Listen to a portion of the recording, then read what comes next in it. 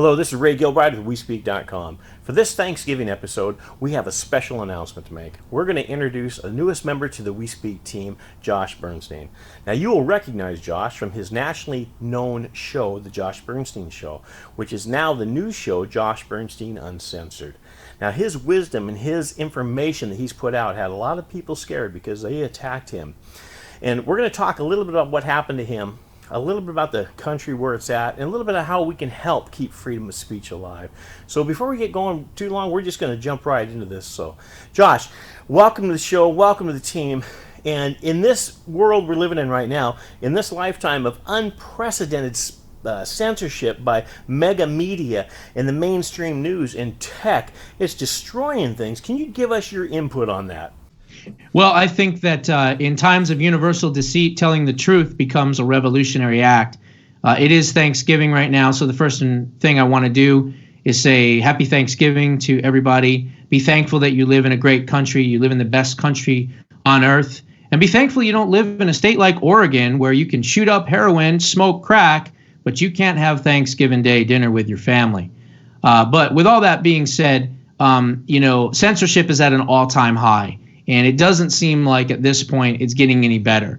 As a matter of fact, it seems like they're rubbing it in our faces even more. If you saw some of those Senate and congressional hearings that we just witnessed with Taliban Jack and Zuckerberg and the guy from Google and everything else, they pretty much just are like, no, we don't know what you're talking about. We're not censoring anybody. So we really need a full repeal of Section 230 of the Communications Decency Act so we can bring decency back to social media. But I'm fighting back as best I can. For the folks that don't know, what happened to me is 2 weeks before the election, they decided that Josh Bernstein had too much influence over people in the election, and so they completely tried to ghost me. They took down my Roku television channel, they took down my Patreon page, they took down my Facebook page, and the worst of all, they took down both of my YouTube channels. And the reason they did it is because I'm an investigative journalist and because I expose them at every turn, because I make sure that I cover stories that they completely ignore. And because of that, I've been a target. And so now I'm fighting back. I have my own website, which is joshbernsteinuncensored.com. Bernstein spelled Bernstein. And then, of course, the word uncensored. So joshbernsteinuncensored.com. If it's banned from social media, you'll find it there. Josh, I have to ask you, never in my lifetime did I ever dream that I would see as much corruption and horseplay in a United States election as we see today. Pure corruption. Give me a little bit from your view. What do you think about this? How do you feel? What do you see? It's unbelievable. Look, you have to be an imbecile to think that a 78-year-old man with third-stage dementia who underperforms all of Hillary Clinton's counties from 2016 stays in his Delaware dungeon and doesn't come out. And when he does come out, it's brain salad all over the place because you don't understand what he's saying. And then he can't get more than 20 to 30 people out to an event, even with Barack Obama and John Bon Jovi. And then somehow, some miraculous way, he outperforms the first black president in Fulton County, Milwaukee County, Philadelphia, Allegheny, Maricopa, and Clark County, and Wayne County.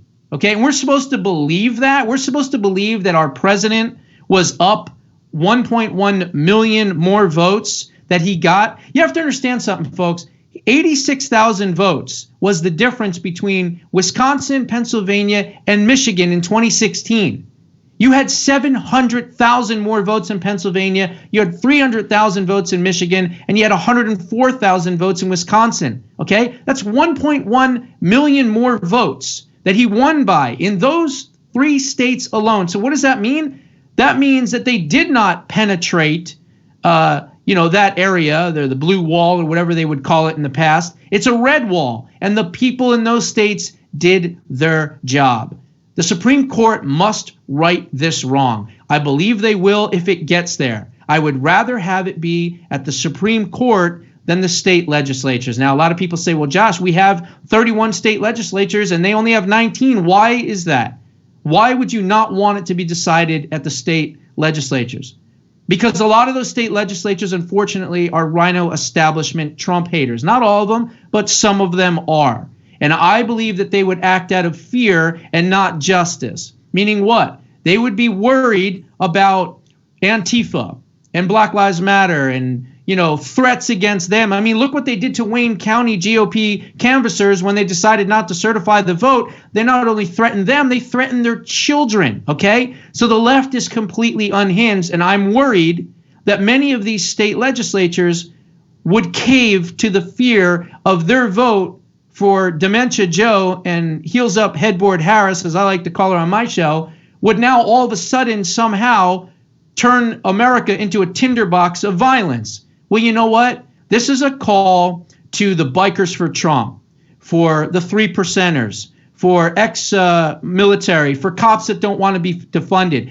Contact those state legislatures and say, hey, look, we've got your back. We're not going to let anything happen to you. Just do the right thing. And please right this terrible wrong. And that would be if it would go to the legislatures. If it goes to the Supreme Court, I believe you have 5 votes, okay? Number one, you've got Samuel Alito, who's already stepped in the Pennsylvania case. So he's a solid vote. I believe you have Neil Gorsuch and Brett Kavanaugh, based on their opinions on the 5-3 decision, voting in favor to stop Wisconsin Democrats from cheating right before the election. Some of the things that they said in that makes me think that they are originalist, constitutionalist judges, okay? And then, of course, you have Clarence Thomas, who absolutely can't stand Joe Biden. Why? Because when he was the Senate Judiciary Chairman way back in the 90s, and during his own confirmation hearing of Clarence Thomas, he said horrible, nasty, mean things to him about Anita Hill and everything else. So believe me, Clarence Thomas is not going to vote for Joe Biden either. So I believe you have those 4 votes right there. Throw in Amy Coney Barrett. That's your 5th vote. You might even get 6 if John G. Roberts wakes up that morning and believes in the Constitution. But I believe if it goes to the Supreme Court, we're going to have a much better chance to right this terrible wrong. Thank you, Josh. And once again, welcome to WeSpeak.com team. We are so proud and honored to have you on board. What can we do with our viewing audience and the other people to help you fight for freedom of speech? Tell us what we need to do. Well, I'm just absolutely thrilled to be here on WeSpeak.com. It is an amazing platform. It's a platform we must grow together. And I couldn't be more happy to be part of the team here on WeSpeak.com. Folks, please, if you can, also go to Josh Bernstein Uncensored.com. Again, Josh Bernstein Uncensored.com. Remember, if it's banned on social media, you will find it there. Well, I'm going to ask you to take this information and this story and share it out to every possible platform you could find, to send it to every email, to put it on every message, and to talk to anybody you know about this. I'm going to ask you to follow these links to Josh Bernstein Uncensored and become a member. Help support him fight for you, just like we want you to go to Epoch Times and help them get the information out. Because it's time now for us to stand up. And when we see wrongdoing, we need to push back if we're going to save our country and save freedom of speech. Our forefathers gave their blood to create freedom of speech. Not too much to ask that we give a couple dollars to defend it. From WeSpeak.com, we wish you a great Thanksgiving weekend. Thank you and good night.